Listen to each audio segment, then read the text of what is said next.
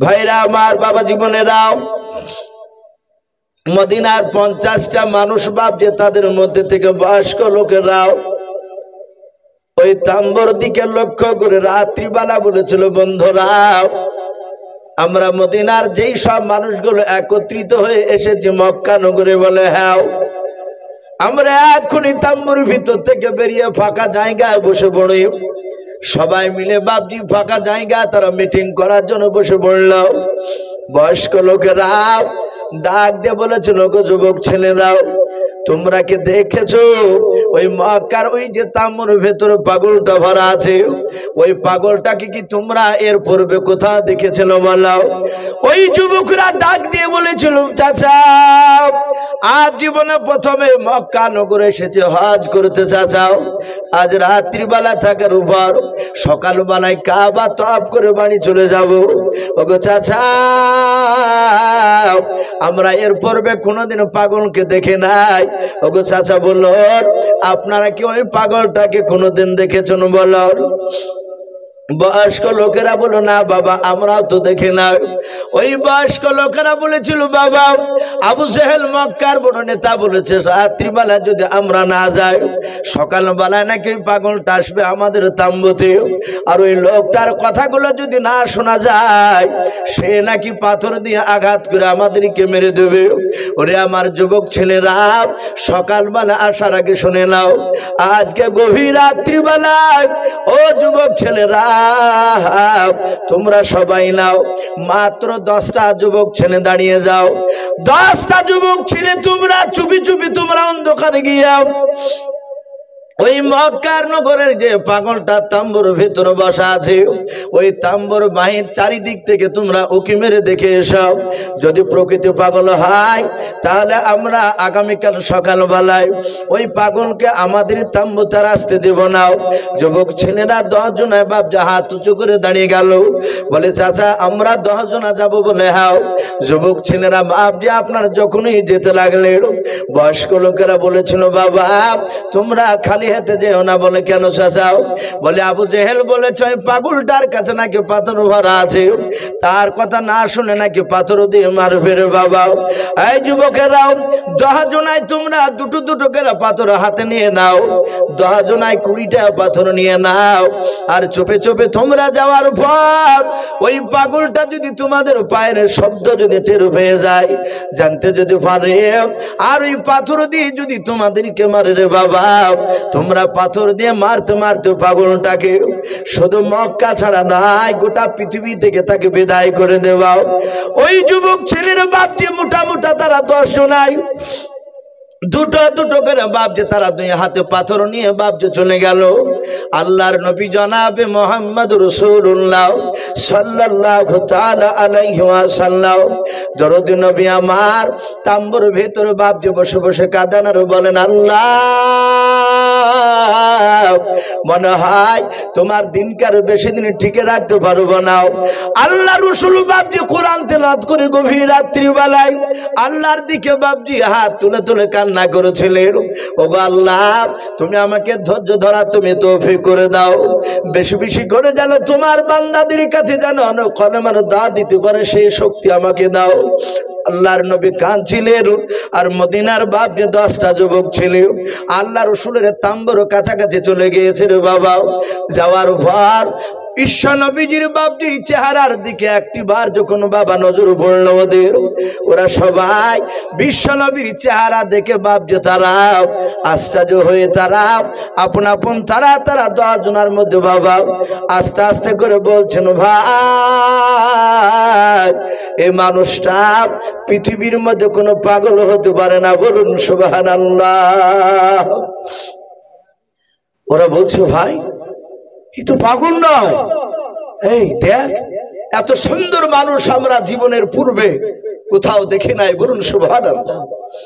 আল্লাহ রাসূল সাল্লাল্লাহু তাআলা আলাইহি ওয়াসাল্লামের অর্ধাঙ্গিনী বিবি মা আয়েশা সিদ্দিকা রাদিয়াল্লাহু তাআলা আনহা তিনি বলেন, আমার স্বামীর এত চেহারা ছিল, এত চেহারা ছিল, হযরতে ইউসুফ নবী আলাইহিস সালামের জীবনীতে পাওয়া যায়। ইউসুফ নবী আলাইহিস সালামের চেহারা দেখে মিশরের সেই সমাকার নারীরাও তারা ইউসুফের চেহারার দিকে চেয়ে আর ওরা আপন আপন ফল কাটছিল। ফল কাটতে কাটতে তারা আঙুল কেটে ফেলেছিল, তাও ভাবছি তারা ব্যথা বুঝতে পারেনি।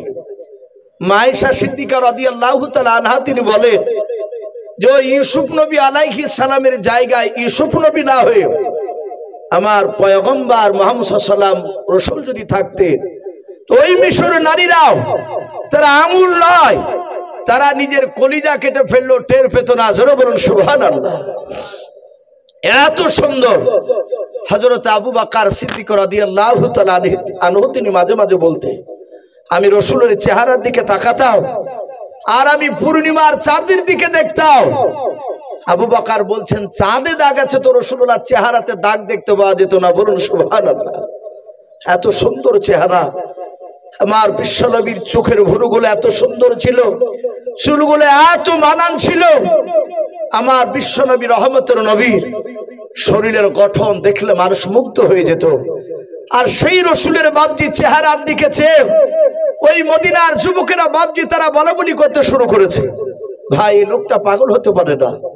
আবার বলছে ভাই ওই আবু জেহেল বলল সে নাকি মানুষকে ধরে মারে তার কথা না শুনলে, কিন্তু ওর চেহারার দিকে দেখ, ওর চেহারার দিকে চেয়ে মনে হচ্ছে ওর দ্বারাতে কোনো মানুষকে মারা সম্ভব হতে পারে না। বলুন সুবহানাল্লাহ।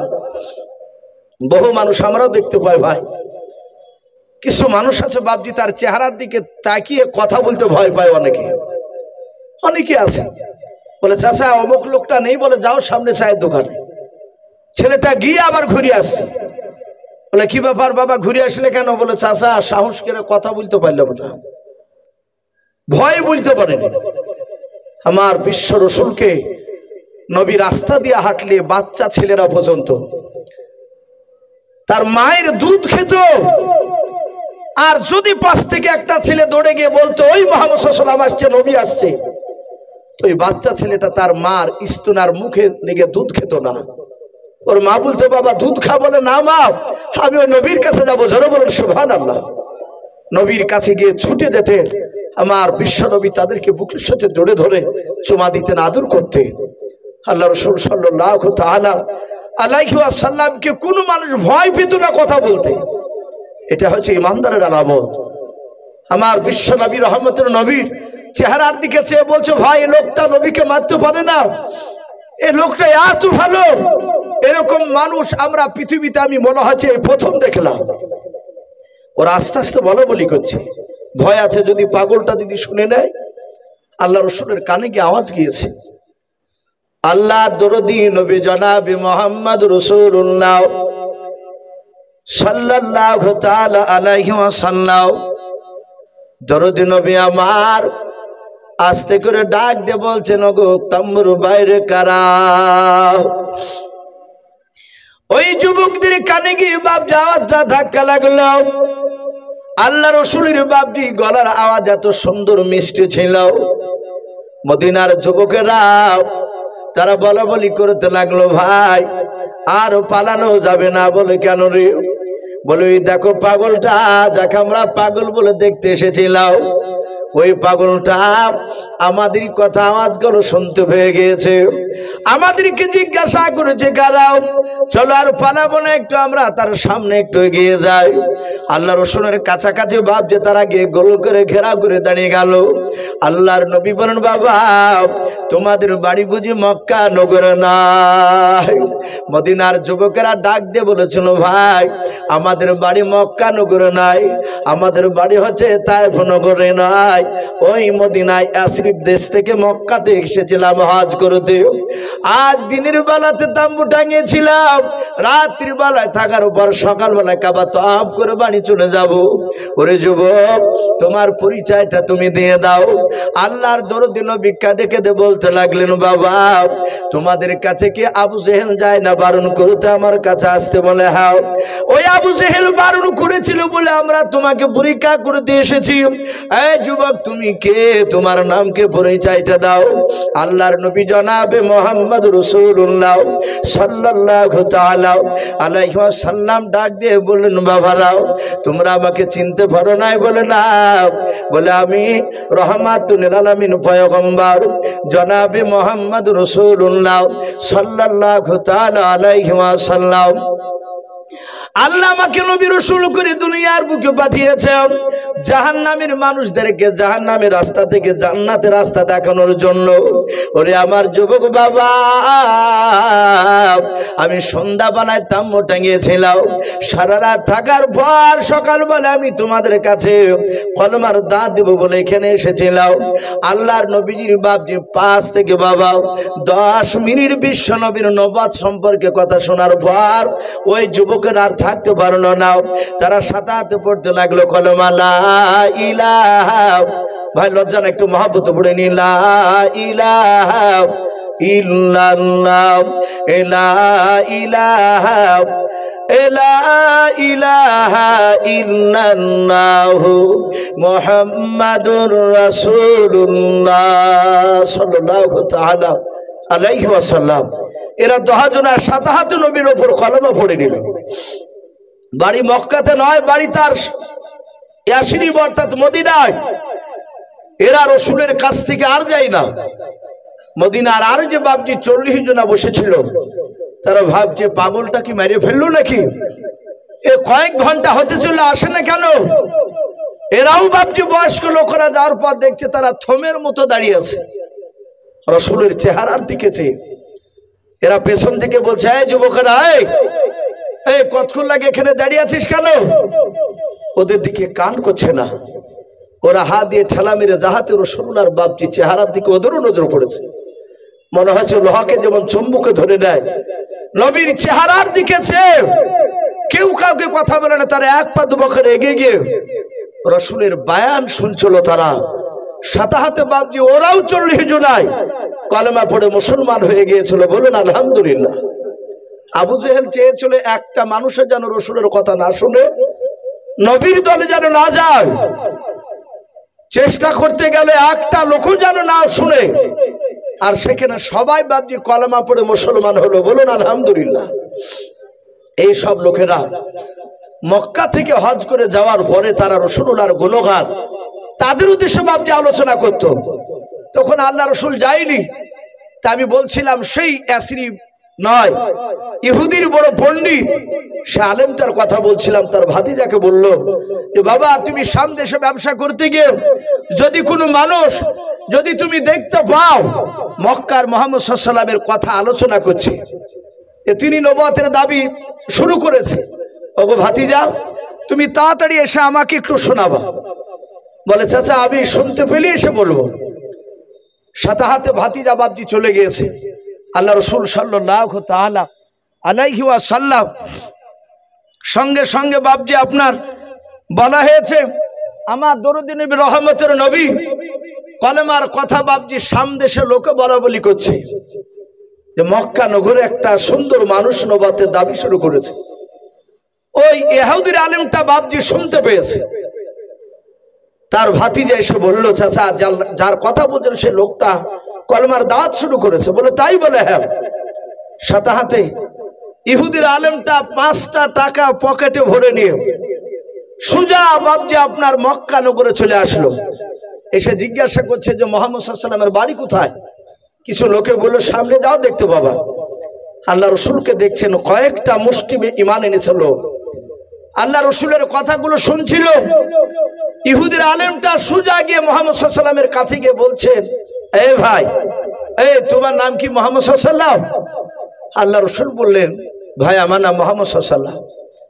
ডাক দিয়ে বলল, তুমি কি নবী প্লাস রসুল? আল্লাহ রসুল বললেন, হ্যাঁ আমি নবী প্লাস রসুল। ইহুদির আলেমটা চিন্তা করছে এই লোকটা যে সত্য নবী তা আমি জানবো কি করে? অনেক ভণ্ডা লোক তো দাবি করতে পারে। আমি একে বিনা পরীক্ষায় যদি একে নবী বলে মানিনি, আর আদৌ যদি নবী না হয়, তাহলে কিয়ামতের ময়দানে আমাকে জাহান্নামে যাওয়া লাগবে।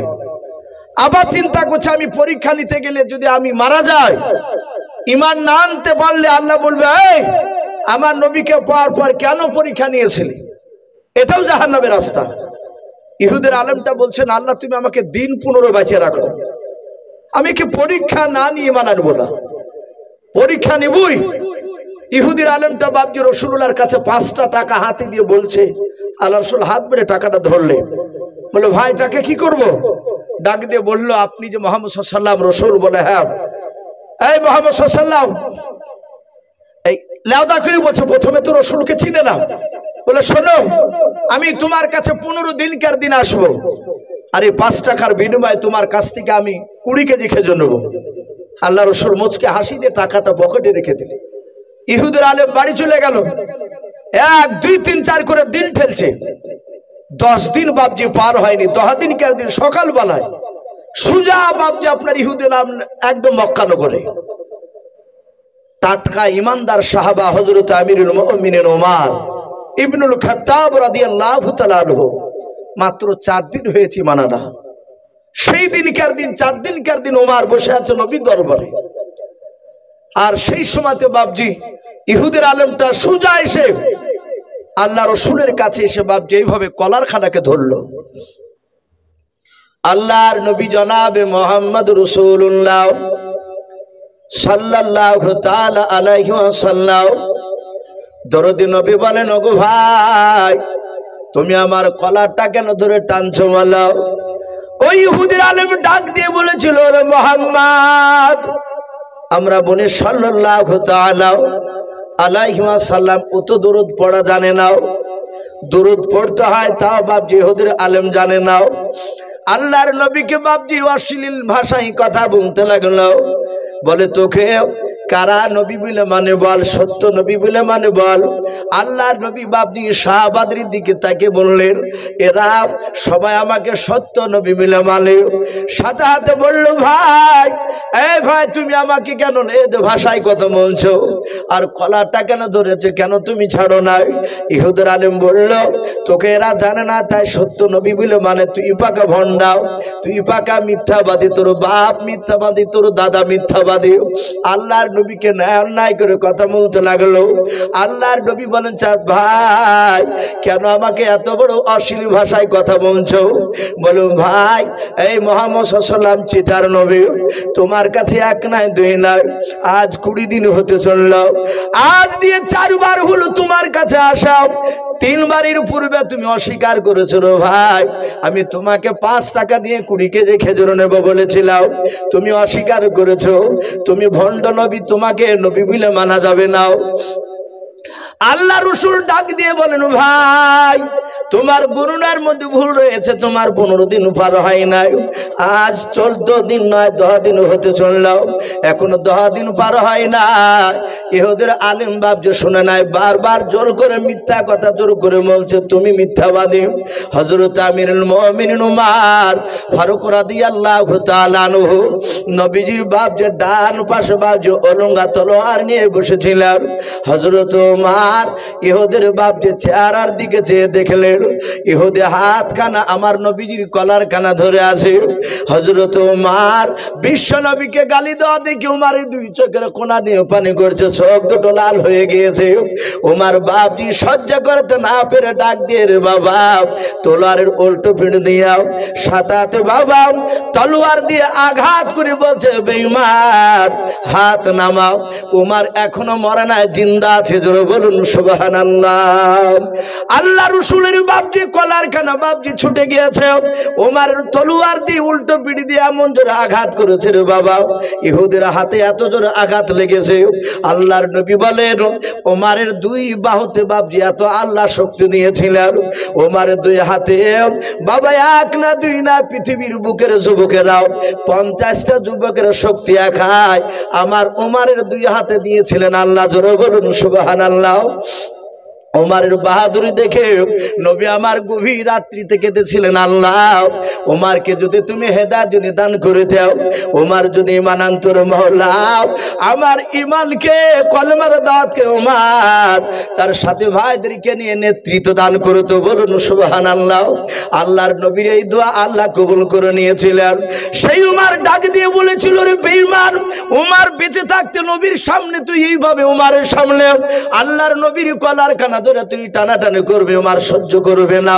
ইহুদির হাতে লেগেছে, ইহুদি হাতখানা বুকের সাথে বাপ যেভাবে জড়ে ধরে আল্লাহ নবীর চেহারার দিকে চেয়ে চেয়ে দেখতে লাগলো। ওই ইহুদির দুই চোখের কোনা দিয়ে পানি গড়ছে, এত জোরে তলোয়ারের উল্টো পিঠি দিয়ে আঘাত লেগেছে।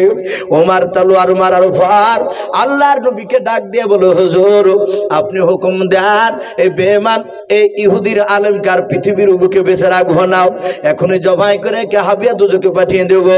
আল্লাহ রাসূল ইহুদির দিকে তাকে দেখলেন, ইহুদি তাকিয়ে আছে, ইহুদি মনে মনে চিন্তা করেছে, আল্লাহ তোমার নবীকে আমি ইমতিহান নিতে এসেছি, পরীক্ষা নিতে এসেছি, দেখেও তোমার নবী ওর সাথী যে উমর আমাকে মেরেছে দেখে এর বিচার করে কিনা, যদি না করে তাহলে জানবেনি আখিরি জামানার নবী না। আল্লাহর নবী বলুন, উমর উত্তেজিত হয়ে না, বসে যাও। হযরত উমর বাপজি তিনি বসে পড়লেন। আল্লাহর নবী জনাব মুহাম্মদ রাসূলুল্লাহ সাল্লাল্লাহু তাআলা আলাইহি ওয়াসাল্লাম ডাক দিয়ে বলুন, উমর রে তোমার কলা ধরেছিল ইহুদি না আমার কলা ধরেছিল বলো। উমর বুঝতে পেরেছেন আমার বেয়াদবি হয়ে গিয়েছে, আবেগে না থাকতে পেরে আমি তাকে মেরে দিয়েছি। আল্লাহর নবীজির সাহাবা উমর বলছিল, হুজুর আমার কলা ধরে না আপনার কলা ধরেছিল। আল্লাহ রাসূল বলেন, উমর আমি কি তোমাকে মারতে হুকুম দিয়েছিলাম? বলে নাও। বলে নবী আপনার উপর ঈমান আনার পর আমি এত আপনাকে বিশ্বাস করি নবী গো, সারা পৃথিবীর মানুষ একদিকে যদি হয়, যদি বলে আব্দুল্লাহর সন্তান মুহাম্মদ সাল্লাল্লাহু আলাইহি ওয়াসাল্লাম মিথ্যাবাদী, ওগো আল্লাহর নবী যে আমি উমর আমি কোনোদিন বিশ্বাস করব না। বলুন সুবহানাল্লাহ। আপনাকে এত ভালোবাসে নবী শুনেলাম, তাই আমি সহ্য করতে না পেরে রাসূল আমি ইহুদিন আমি হাতে তলোয়ার মেরে দিয়েছি, উল্টো পিঠের আঘাত। আল্লাহ রাসূল ডাক দিয়ে বলেন, ওরে আমার সাহাবা উমর আমি পয়গম্বর রাসূল বললাম তুমি এখন ইহুদিন হাত দুখানা ধরে ক্ষমা চাও। হযরত ওমর আর বাপটি দাঁড়ালেন না, ওমর দাঁড়িয়ে গিয়ে ইহুদির হাত দুখানা ধরে ডাক দিয়ে বলেন, ইহুদি ভাই ওমর কিন্তু বাতিলের কাছে মাথা নত করা বান্দা নয়। এই ভাই আমার বিশ্বনবী পয়গম্বর তোমার হাত ধরে ক্ষমা চাইতে বলেছে, তাই আমি তোমার হাত দুখানা ধরে ক্ষমা চাই, ভাই তুমি আমাকে মাফ করে দাও। ইহুদি চোখ দিয়ে আরো পানি ঝরছে, এবার ব্যথা বাপজি ভুলে গিয়েছে। রাসূলুল্লাহর আখলাক চরিত্র নবীজির বাপজি দেখলো, আরে আমার বিশ্বনবী বললেন, ইহুদি ভাই আমি ওমরের হয়ে তোমার কাছে ক্ষমা চাই, তুমি আবার ওমরকে ক্ষমা করে দাও। ইহুদি বাপজি আর দাঁড়িয়ে থাকতে পারলো না, ও বুঝতে পারলো ইনি আখিরি জামানার রাসূল। সাতাহাত নবীর হাতে হাত দিয়ে উনিও কলেমা পড়ে মুসলমান হয়েছিলেন। বলুন সুবহানাল্লাহ। ভাই আমি বলছিলাম সেই রাসূল সাল্লাল্লাহু তাআলা আলাইহি ওয়াসাল্লাম নবীর সাহাবারা এত নবীকে মানতে, সাহাবায়ে কেরাম রাদিয়াল্লাহু তাআলা আনহু তারা রাসূল সাল্লাল্লাহু আলাইহি ওয়াসাল্লামের বাপজি কথা শুনে তারা সাথে সাথে আমল করতেন। ভাই রাত্রি ফেরায় 7টা বাজতে চললো, আমাকে বাপজি কাগজ দিয়ে একটু ইশারা করেছেন, আর প্রথমে বলেছিলেন কমিটি ভাই যে ভাই মসজিদ আমাদের আলহামদুলিল্লাহ অনেক বড় হয়ে গিয়েছে, আপনি একটু শেষের বেলাতে একটু মানুষের কাছে চাইবেন, ইনশাআল্লাহ দেবেন। তাই এখানে অনেক বাপজি ভাই রয়েছেন, কার আব্বা কার মা কার দাদা কার দাদি কার নানা নানি, অনেকের বাপজি আমাদের চলে গেছে, সে অন্ধকার কবরে বাপজি শুয়ে আছে, অন্ধকার কবর থেকে বাপজি চেয়ে আছে, হয়তো একটু আবার জন্য কেউ দোয়া করবে। তাই বাপজি এখানে অনেক আল্লাহওয়ালা বান্দা রয়েছে, অনেক বাপজি ভাই রয়েছে, আমি আপনাদের কাছে ভাই একটু দেখতে চাই। আমি দেখলাম মসজিদে বাপজি কাজ ফিট করা আছে, আমি দেখলাম মসজিদে কাজ ফিট করা আছে। তার মানে আমাকে বললেন ইমাম সাহেব যে হুজুর আমাদের মসজিদে এসিরও দরকার, যদি কোনো আল্লাহর বান্দা এখানে থাকেন যে মসজিদে একটা এসি দিবেন ইনশাআল্লাহ। বাপজি একটু হাত উঁচু করে বলতে পারে। আর যেসব বাপজি ভাইরা মা বোনেরা পর্দার আড়াল থেকে শুনছে, বাপজি ভাইরা সামনে বসে আছে, আমি একবার নারে তাকবীর দিব, বেশি নয় আপনার 10,000 করে টাকা, বেশি নয় 10,000 করে টাকা বাপজি 10 জনাকে আমি একটু দেখতে চাই কোন আল্লাহর বান্দা রয়েছে এই মসজিদকে বাপজি তৈরি করার জন্য ইনশাআল্লাহ দিবেন। আল্লাহ রাসূল বলেছেন মাম বানালিল্লাহি মাসজিদান বানাল্লাহু লাহু বাইতান ফিল জান্নাহ। নবী বলেছেন যারা মসজিদে টাকা দান করলো তাদের জন্য আল্লাহ জান্নাতে একটা ঘর বানাবেন। জোরে বলুন সুবহানাল্লাহ। বলেন আরে তাকবীর। ভাই একটু আল্লাহু আকবারটা জোরে বলবো। নবী বলেছেন আল্লাহর কাছে আল্লাহু আকবার যখন কোনো বান্দা বলে আল্লাহ এত খুশি হয়, এত খুশি হয়ে যায়, তার জীবনের সব গুনাহকে মাফ করে দিয়ে আসমান জমিনের ফাঁকা জায়গায় আল্লাহ নেকিতে ভরপুর করে দেয়। বলুন সুবহানাল্লাহ, বলেন নারে তাকবীর। ভাই এই দেখেন একজন ভাই আমার 1000 টাকা দিয়েছেন বেলামিতে, আর একজন ভাই আমার 500 টাকা দান করেছেন। আল্লাহ তার দানকে কবুল করুন। বলুন আল্লাহুম্মা আমিন। বলেন আরে তাকবীর। আল্লাহ তাদের দানগুলোকে কবুল করুন। ভাই 10,000 টাকা ভাই আমি 10 জনকে দেখতে চেয়েছি। ভাই একটা মানুষ একটু হাত উঁচু করি। 10,000 টাকার কোন আল্লাহর বান্দা নাই? ভাই একটু তাড়াতাড়ি আসো ভাই। এই মসজিদের কমিটি, এই গ্রামের অনেক বাপজি ভাই রয়েছেন, বাইরে থেকে এসেছেন আল্লাহর ঘরকে তৈরি করার জন্য। ভাই একটু আসি। কার মা কার বাপ অন্ধকার কবরে শুয়ে আছে সেই দিকে লক্ষ্য করে তাদের নাম করে একটু আমরা দানের হাতটা একটু বাড়িয়ে দিই ভাই। 10,000 টাকা, বেশি নয়। একটু আসো ভাই। আমি প্রথমে ওঠার সময় এই কাগজটা দেখান তো ভাই, ভাই একটু আসি ভাই। বেশি নয়, আপনাদের কাছে বেশি নয়, 10,000 টাকা চেয়েছি। এ দেখেন সাকিব শেখ, উনি 1000 টাকার দাতা। বলুন মারহাবা। তারপর আশিবন বেওয়া 500 টাকা। আল্লাহ তাদের দুজনের দানকে আল্লাহ কবুল করুন। বলুন আল্লাহুম্মা আমিন। বলেন আরে তাকবীর। ভাই একটা মানুষকে হবে না ভাই 10,000 টাকা? জি একটু তাড়াতাড়ি আসে, এখানে আসেন না ভাই টাকাটা একটু ধরার জন্য। এ দেখেন ভাই একটা ছোট্ট ছেলে 600 টাকা দান করেছেন। বলেন আরে তাকবীর। বেনামিতে দেখো বান্দা কোথায় যে ছিল, আল্লাহ নাম শুনে দেখো 600 টাকা দিলাম। 600 টাকা বলে মলে কোনিও না হেলাম, নেকিরে খাতাই মলে লিখিও গো মেলা। বলেন আরে তাকবীর। এই শামসুল হক নামে দেখো বান্দা কোথায় যে ছিল, আল্লাহ নাম শুনে দেখো 3000 টাকা দিলাম। যার সাথে যে নিয়াতে করিয়াছে দান, দানকে কবুল করে তুমি সুবহান। অগবারি দোয়া করি অগো পাকবারি, মিজানেতে নেকির ভালো করে নিও ভাই আল্লাহুম্মা আমিন। বেনামিতে দেখো বান্দি কোথায় যে ছিল, আল্লাহ নাম শুনে দেখো 500 টাকা দিলাম। 500 টাকা বলে মলা করিও না হেলাও, নেকিরি খাতাই মলা লিখিও গো মেলাও। যার সাথে যে নিয়াতে করিয়াছে দান, দানকে কবুল করো তুমি সুবহান। অগবারি দোয়া করি অগো পাক রব্বানা, জান্নাতে খিলায়ও তুমি আঙ্গুর বেদানা। আল্লাহুম্মা আমিন। ভাই উঠবো না ভাই, আমার পরে খুব দামি দামি বক্তা রয়েছে ইনশাআল্লাহ, ওনারা মূল্যবান কথা আপনাদের সামনে তুলে ধরবেন। ভাই 10,000 টাকা ভাই চেয়েছি। একটা মানুষও বাপ যে হাত উঁচু করে বলতে পারলেন না? জি 10,000 টাকা যদি বেশি হয়ে যায় 5,000 করে বলি ইনশাআল্লাহ। আর যদি এখানে কোনো আল্লাহর বান্দা থাকেন ভাই, মসজিদে এসি দান করবে ইনশাআল্লাহ। অনেক মসজিদে শুনলাম যে সমাজ থেকে বাপজি টাকা তুলে এসে কিনে না, দেখা যায় একটা দুটো লোক বাপজি দান করে।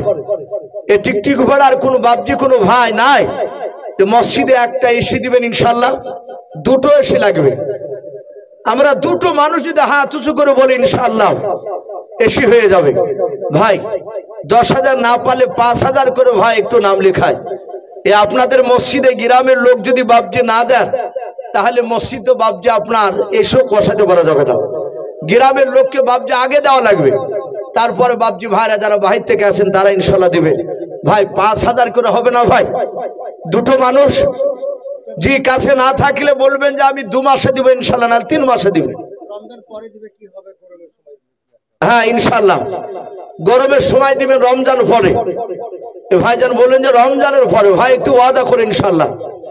এখানে কোনো মুজাহিদ বান্দা ভাই নাই? জি দুনিয়ার সবকিছু পড়ে থাকবে ভাই। মওতের গাড়ি চলে আসলে, আল্লাহর আজরাইল ফেরেশতা চলে আসলে সব বাপজি ফেলে দিয়ে খালি হাতে যেতে হবে। খালি হাতে যেমন দুনিয়া থেকে বাপজি দুনিয়াতে এসেছিলাম, যাবার সময়ও খালি হাতে যেতে লাগবে।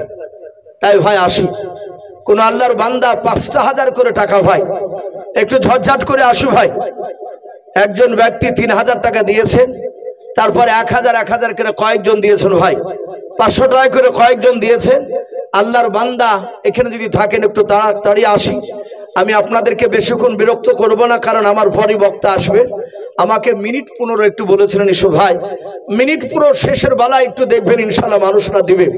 ভাই কেউ হবে না ভাই? 5,000 টাকা দাতা কেউ একজনা? জি কোন মসজিদের ক্যাশিয়ার, সেক্রেটারি, এই জালসার কমিটি কোনো বাপজি ভাই বেশি নয়, একটা মানুষ হাত উঁচু করে বলি ৫,০০০ টাকার দাতা আল্লাহর ঘরকে তৈরি করার জন্য। ভাই আসি সুবহান আল্লাহ বলুন, আরে তাকবীর। এ বেনামিতে দেখো বান্দা কোথায় যে ছিল, আল্লাহ নাম শুনে দেখো ১০০০ টাকা দিল, যে আশাতে যে নিয়াতে করিয়াছে দান, দানকে কবুল করো তুমি সুবহান। আরেকজন বেনামিতে দেখো বান্দা কোথায় যে ছিল, আল্লাহ নাম শুনে দেখো ২০০ টাকা দিল, যে আশাতে যে নিয়াতে করিয়াছে দান, দানকে কবুল করো তুমি সুবহান। আরেকজন বেনামিতে দেখো বান্দা তোমার কোথায় যে ছিল, আল্লাহ নাম শুনে দেখো ১০০০ টাকা দিল। আরেকজন বেনামিতে দেখো বান্দা কোথায় যে ছিল, শেষের বেলা এসে দেখো ৫০০ টাকা দিল, যে আশাতে যে নিয়াতে দুজন ৫০০,০০০ করিয়াছে দান, দানকে কবুল করো তুমি সুবহান। নাম কি বাপজি? কত শেখ নামে দেখো বাপজি আমার এখানে যে ছিল, ছিল কে না ছিল দেখো দানে বোঝা গেল। যোগ্য বাপের যোগ্য ছেলে কুদ্দুস বাপজি আমার এখানে আসিয়া ১০০০ টাকা দান দিল মসজিদ বানাবো বলিয়া, যে আশাতে যে নিয়াতে করিয়াছে দান, দানকে কবুল করো তুমি সুবহান। অগবারি দোয়া করি অগপাক রব্বানা, জান্নাতে খেলায়ও তুমি আঙ্গুর বেদান আল্লাহুম্মা আমিন। বলেন আরে তাকবীর।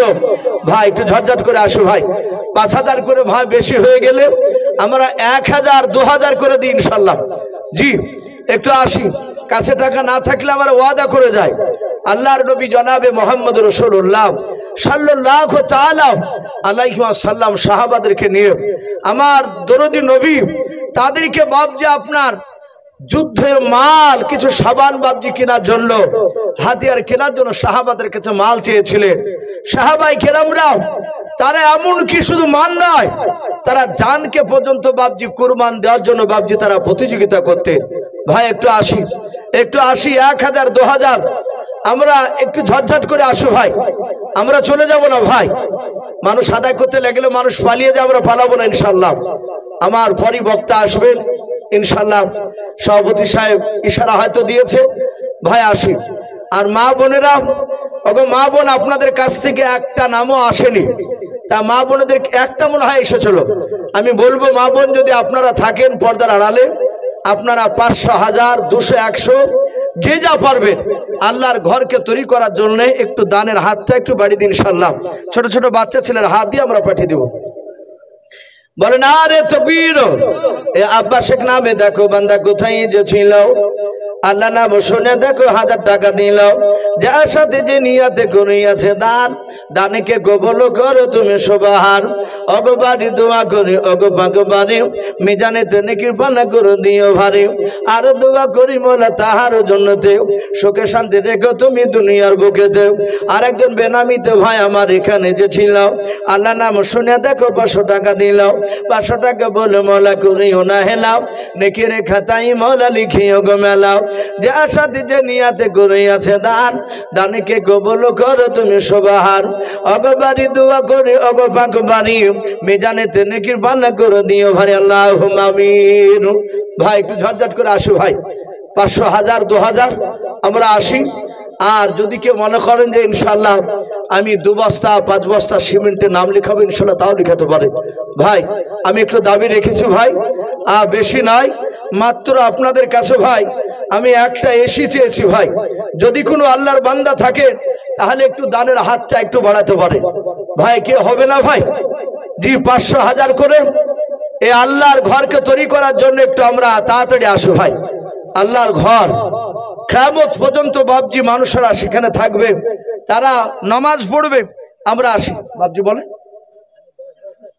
বাসাবাড়ি বাড়ি কোথা থেকে এসে ১০ বস্তা সিমেন্ট দিছে?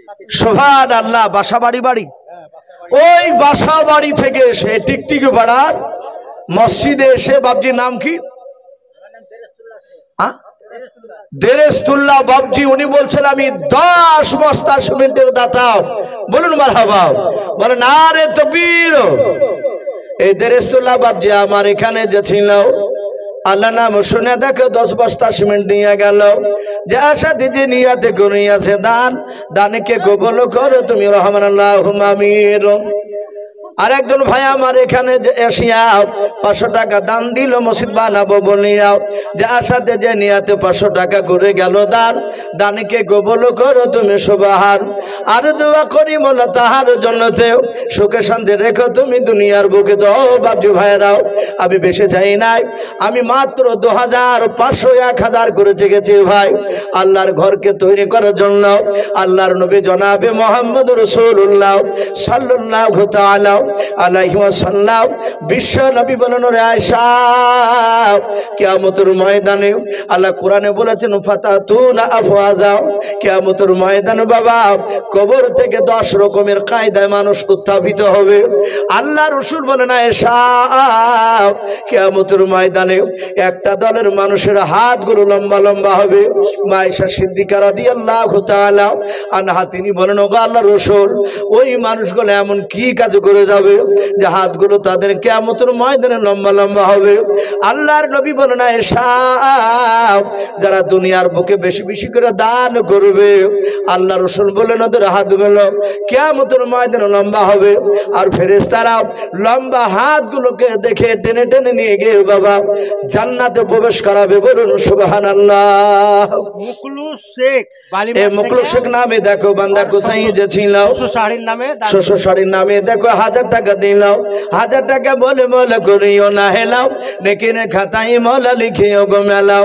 যে আশাতে যে নিয়াতে করিয়াছে দান, দানকে কবুল করো তুমি সুবহান। অগবারি দোয়া করি অগ পাক বাড়ি, মিজানেতে নেকির পাল্লা করে দিও ভারী। যে আশাতে যে নিয়াতে করিয়াছে দান, দানকে কবুল করো তুমি সুবহানাল্লাহুম্মা আমিন। ভাই একজন বাপজি শুধু 10 বস্তা দিয়েছে ভাই।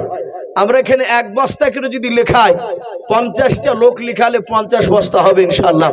ভাই আমরা কেউ খালি হাতে যাব না ইনশাআল্লাহ। হলে 1 বস্তা শিবের, না হলেও শেষের বেলাতেও আমরা না হলেও 100টা টাকাও নাম লিখে দিয়ে যাবো ইনশাআল্লাহ। ভাই আসি, ওগো মা বোন আপনাদের কাছে দেখতে চাই, কোন মা বোনের নাম আমি এখন পর্যন্ত আর পাইনি। তাই 100 200 500 1 বস্তা 2 বস্তা করে সিমেন্টের নাম লিখাবেন ইনশাআল্লাহ। আমি মিরশাদ ভাইকে বলবো, ভাই আপনি হয়তো একটা ছেলে মা বোনদের গেটের কাছে একটু দাঁড়ালে, খাতা কলম আছে? যাক আলহামদুলিল্লাহ, মা বোনদের কাছে খাতা কলম নিয়ে গিয়েছে। মা বোনরা যে যা পারবে ইনশাআল্লাহ বাচ্চা ছেলের হাতে একটু নামটা লিখাবেন। ভাই আপনাদের কাছে আর হবে না কেউ? ভাই জি, আল্লাহর ঘরকে তৈরি করার জন্য প্রায় 7টা বাজতে চললো। আমরা আসি ইনশাআল্লাহ। আপনাদেরকে বেশিক্ষণ বিরক্ত করা হবে না, যেহেতু জালসার কমিটি ভাই বলেছেন ইসু ভাই প্রথম থেকে আদায় করাবো না আমরা কাউকে, মাত্র মিনিট 20 কালেকশন করলে আলহামদুলিল্লাহ যথেষ্ট। বারবার চাইলে হয়তো মানুষ বিরক্ত হয়ে যাবে। গোলাম মন্ডল উনি 20 কেজি ধান, বলুন মারহাবা, বলেন আরে তাকবীর। আল্লাহ তার 20 কেজি ধান আল্লাহ কবুল করুন। ভাই এই মসজিদে যদি 20 কেজি ধান দেয়, দালাল হয়তো সবাই আসবে না যে অল্প ধান বলে।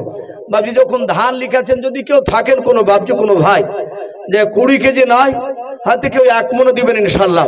কেউ যদি মনে করেন যে না আমি 20 কেজি দিব, এইভাবে যদি আমরা লিখাই 2-1000 লিখালে ইনশাআল্লাহ অনেক হয়ে যাবে। ভাই আসি, কেউ যদি থাকে আল্লাহর বান্দাও মাঠের না ধান ইনশাআল্লাহ মসজিদে লিখাবে। আর 1 বস্তা কেন ভাই একটু সিমেন্টের নাম লিখায়, জি 1 বস্তা করে ভাই। আর কি হবে না ভাই? এখানে কোন আল্লাহর বান্দা এই গ্রামের মানুষ কি ভাই এখানে নাই একটাও? না সব মেহমান নিয়ে সব ব্যস্ত? বাবজি আপনাদেরকে একটু দেখতে চাই। যাক ভাই ইনশাআল্লাহ আগে ভাই আপনারা একটু আগে আগে বসবেন। আর অনেক মানুষ পালিয়ে গেল। 1 বস্তা শুবেন, কি নাম?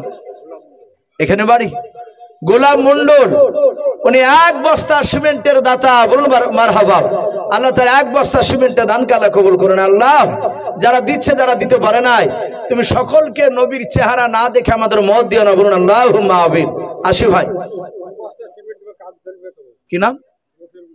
রফিউল মন্ডল, উনি বলছেন কাজ চললে 2 বস্তা সিমেন্ট দিবেন। ভাই আপনি লক্ষ্য করে ইনশাআল্লাহ দিয়ে যাবে। রফিউল মন্ডল উনি 2 বস্তা সিমেন্টের দাতা, বলুন মারহাবা, বলেন আরে তাকবীর। আল্লাহ তার 2 বস্তা সিমেন্টের দানকে আল্লাহ কবুল করুন। আল্লাহ তুমি তার আত্মীয়স্বজন কবর আযাবকে মাফ করে দাও, বলুন আল্লাহুম্মা আমিন। ভাই একটু ঝটঝট করে আসো ভাই, আসি। 1 বস্তা 2 বস্তা 500 1000 2000 যে যা পারবো ভাই একটু আল্লাহ রাস্তায় ঘরকে তৈরি করার জন্য এগিয়ে আসি। আর ভাই একটা এসি হবে না ভাই, এখানে যদি 3-4টে যদি বন্ধু থাকেন, কেউ একাই না পারলে 4 বন্ধুতে মিলে ইনশাল্লাহ বলতে পারেন যে আমরা 4 বন্ধুতে একটা এসি দিব ইনশাল্লাহ। 500 টাকা দিয়েছে এর আগে, আবার করিম শেখ 50 কেজি নাকি ইমাম ধান, 50 কেজি ধান করিম শেখ, আল্লাহ তার দানকে কবুল করুন, বলুন আল্লাহুম্মা আমিন। ভাই এখনো 1 কুইন্টাল পুজেনি ভাই, আসি আমরা কেউ 50